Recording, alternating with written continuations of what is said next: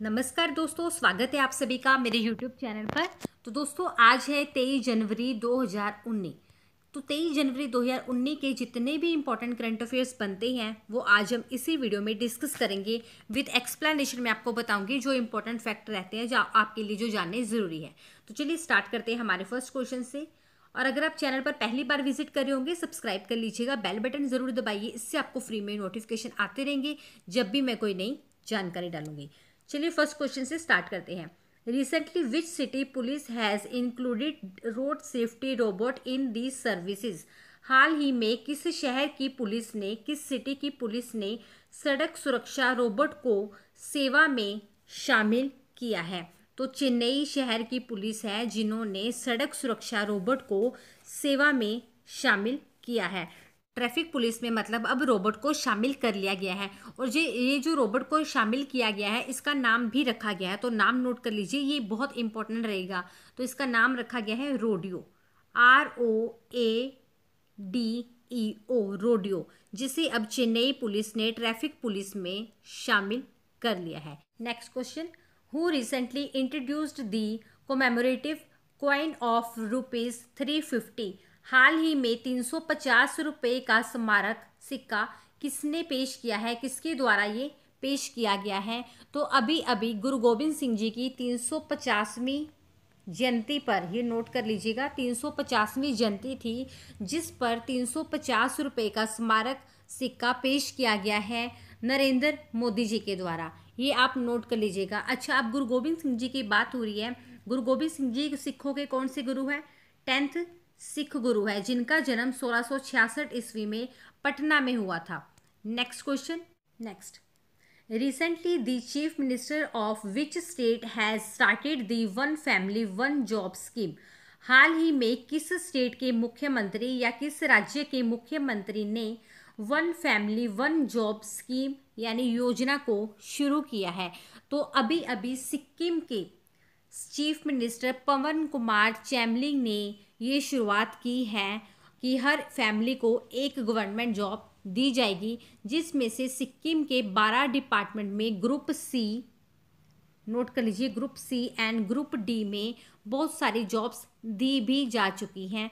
तो इंडिया का ये पहला स्टेट, पहला राज्य बन चुका है सिक्किम, जिसने one job one family one job योजना को शुरू किया है। अब सिक्किम की बात हो रही है, सिक्किम के चीफ मिनिस्टर हैं, उनका नाम है पवन कुमार चैमलिंग। पवन कुमार चैमलिंग के द्वारा ये शुरुआत की गई है। और सिक्किम की कैपिटल है गंगटोक, ये भी लिख लीजिएगा, गंगटोक है सिक्किम की कैपिटल और गंगा प्रसाद है सिक्किम के गवर्नर। नेक्स्ट देखिए, where will the recent India steel 2019 be organised. हाल ही में इंडिया स्टील 2019 को कहाँ पर आयोजित किया जाएगा? तो अभी अभी इंडिया स्टील 2019 को मुंबई में आयोजित किया जाएगा और ये 4th इंडिया स्टील 2019 है, यो आयोजित किया जाएगा। अच्छा, ये कौन आयोजित कर रहा है, किसके द्वारा किया जा रहा है? तो इसको आयोजित किया जा रहा है फिक्की के द्वारा, FICCI। Most repeated, most important है फिक्की की फुल फॉर्म, तो नोट कर लीजिए पहले, federation of Indian chambers of commerce and industries. फिर से रिपीट करूंगी ताकि आप नोट कर पाएँ, federation of Indian chambers of commerce and industries. FICCI की स्थापना कब हुई है? 1927 में फिक्की की स्थापना की गई थी। ये भी आपको एग्जाम में पूछा जा सकता है। और ये भी आपको याद रखना है ये किनके द्वारा की गई थी। जो फिक्की की स्थापना 1927 में की गई थी वो की गई थी घनश्याम दास बिरला जी के द्वारा, घनश्याम दास बिरला जी के द्वारा। और फिक्की का जो हेड क्वार्टर है वो कहाँ पे है? न्यू दिल्ली में। ये भी एग्जाम में मोस्टली पूछा जाता है कि फिक्की का हेड क्वार्टर कहाँ पे है, तो न्यू दिल्ली में।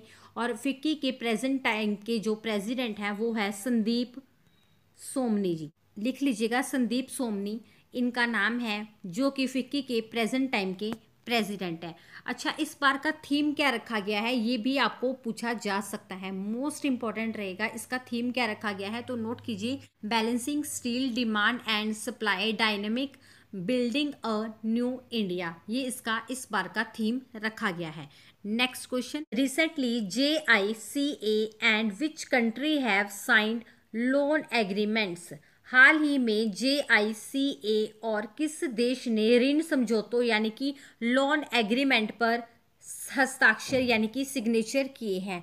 तो अभी अभी JICA और हमारे इंडिया ने ऋण समझौतों पर यानी लोन एग्रीमेंट के ऊपर सिग्नेचर किए हैं। अब JICA, आप सोच रहे होंगे ये है क्या, इसकी फुल फॉर्म बहुत ज़्यादा रिपीट हो चुकी है एग्जाम्स में, तो इसकी फुल फॉर्म नोट कर लीजिए, जापान इंटरनेशनल कॉरपोरेशन एजेंसी। और ODA प्रोग्राम के तहत ये शुरू किया गया है। ये आपको याद रखना है कि ODA प्रोग्राम के तहत ये एग्रीमेंट स्टार्ट हुआ है। और ODA की फुल फॉर्म भी एग्जाम में बहुत बार पूछी जा चुकी है, तो नोट कीजिए, ODA stands for official development assistant. फिर से रिपीट करूंगी, official development assistant. Next, where is the regional conference of DDRS recently organised. हाल ही में DDRS पर क्षेत्रीय सम्मेलन कहाँ आयोजित किया गया है। तो अभी अभी मुंबई में DDRS पर क्षेत्रीय सम्मेलन आयोजित किया गया है। DDRS की फुल फॉर्म भी बहुत ही ज़्यादा इम्पोर्टेंट है, नोट कीजिए, Deendayal disabled rehabilitation scheme. Deendayal disabled rehabilitation scheme. दरअसल जो डिसेबल पीपल होते हैं उनकी शिक्षा के लिए, उनकी पढ़ाई के लिए, उनकी एजुकेशन के लिए DDRS क्षेत्रीय सम्मेलन को आयोजित किया गया है। Next, where was the inauguration of the armed system complex recently. हाल ही में आर्म्ड सिस्टम कॉम्प्लेक्स का उद्घाटन कहाँ पर किया गया है। तो अभी अभी आर्म्ड सिस्टम कॉम्प्लेक्स का उद्घाटन गुजरात के हजीरा में किया गया है। ये आपको बहुत इम्पोर्टेंट रहेगा, पूछा जा सकता है। आर्म्ड सिस्टम कॉम्प्लेक्स डेवलप किया गया है, जो वो किसने किया है, L&T ने। काफ़ी फेमस कंपनी है, आपको पता है, लार्सन एंड टर्बो यानी कि L&T, इनके द्वारा किया गया है। अब गुजरात की बात हो रही है, तो गुजरात की कैपिटल आपको पता होनी चाहिए, नोट कर लीजिए, गुजरात की कैपिटल है गांधीनगर। ये भी एग्जाम में पूछी जा सकती है आपको। गुजरात की कैपिटल है गांधीनगर। और गुजरात के प्रेजेंट टाइम के गवर्नर कौन है, OP कोहली जी। ये भी नोट कर लीजिएगा, OP कोहली हैं जो गुजरात के प्रेजेंट टाइम के गवर्नर हैं। अब गवर्नर की बात होगी तो CM कौन है यहाँ के, विजय, नोट कीजिए, विजय रूपानी जी, जो कि गुजरात के प्रेजेंट टाइम के CM हैं यानी कि चीफ मिनिस्टर हैं। Next, recently the bank has imposed a fine of 1 crore on which bank. हाल ही में RBI ने किस बैंक के ऊपर 1 करोड़ रुपए का जुर्माना लगाया है। तो इसका सही आंसर है bank of Maharashtra. Bank of Maharashtra पर RBI ने यानी कि रिजर्व बैंक ऑफ इंडिया ने 1 करोड़ रुपए का जुर्माना लगाया है। अच्छा, ये जुर्माना लगाया क्यों है, ये भी पता होना चाहिए आपको। दरअसल नो योर कस्टमर स्कीम में, नो योर कस्टमर स्कीम में यानी कि KYC की जो स्कीम होती है उसमें हेरा फेरी करने की वजह से ये लगाया गया है। अब RBI की बात हो रही है, तो RBI की स्थापना कब हुई थी या इसको एस्टैब्लिश कब किया गया था, ये बहुत ही ज़्यादा रिपीटेड है, तो नोट कीजिए, 1 अप्रैल 1935 को RBI को एस्टैब्लिश किया गया था, यानी उसकी स्थापना की गई थी। और RBI के गवर्नर कौन है, ये मैंने आपको दिसंबर में भी बताया था। तो RBI के गवर्नर है शक्तिकांत दास, लिख लीजिए, शक्तिकांत दास हैं जो RBI के प्रेजेंट टाइम के गवर्नर हैं। और ये कौन से नंबर पर आते हैं, 25वें गवर्नर है ये RBI के। नेक्स्ट क्वेश्चन से पहले देखिए, ये क्वेश्चन आपसे कल पूछा गया था, where did the global aviation summit 2019 begin recently. हाल ही में ग्लोबल एविएशन समिट 2019 कहाँ शुरू की गई है।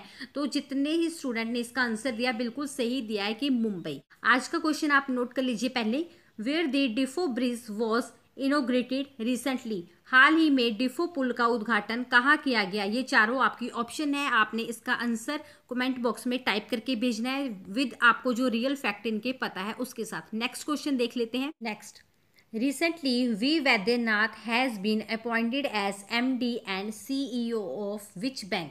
हाल ही में वी वैद्यनाथ को किस बैंक का MD और CEO नियुक्त किया गया है? तो इसका सही आंसर है ऑप्शन डी, इनमें से कोई नहीं। तो अभी नोट कीजिए, हाल ही में वी वैद्यनाथ को IDFC फर्स्ट बैंक का MD और CEO नियुक्त किया गया है और इस बैंक का पहले नाम था IDFC बैंक, लेकिन अब इसका NBFC मतलब नॉन बैंकिंग फाइनेंस कंपनी, लिख लीजिए नॉन बैंकिंग फाइनेंस कंपनी। अब इसका NBFC के साथ मर्जर हो गया है, सो उस कंपनी का जो नाम था कैपिटल फर्स्ट, और अब इसके जो CEO और MD हैं वी वैद्यनाथ, इनको नियुक्त किया गया है या अपॉइंट किया गया है MD और CEO of IDFC first bank, और ये कैपिटल फर्स्ट के संस्थापक थे, ये आपको याद रखना है। तो मर्जर के बाद अब इन्हें IDFC फर्स्ट बैंक का CEO बनाया गया है। अब IDFC की बात हो रही है, इसका हेडक्वार्टर कहाँ पे है? मुंबई में। Next, to support Facebook journalism how many millions of dollars will be invested in the next 3 years? Facebook पत्रकारिता का समर्थन करने के लिए अगले 3 सालों में कितने मिलियन डॉलर का निवेश करेगा? फेसबुक जो है वो पत्रकारिता का समर्थन करने के लिए आने वाले जो 3 साल है उसमें कितने मिलियन डॉलर का निवेश करेगा या उसको इन्वेस्ट करेगा? तो इसका सही आंसर है 300 मिलियन डॉलर। 300 मिलियन डॉलर का निवेश करेगा या इन्वेस्ट करेगा। तो फ्रेंड्स, ये हमारे आज के करंट अफेयर्स थे। जो क्वेश्चन पूछा गया है उसका जितना भी आपको आंसर पता है, जितने भी रियल फैक्ट पता है, ज़रूर आंसर दिया कीजिए, इसमें आप ही का फ़ायदा है। मिलते हैं नेक्स्ट लेसन में। Thanks for watching.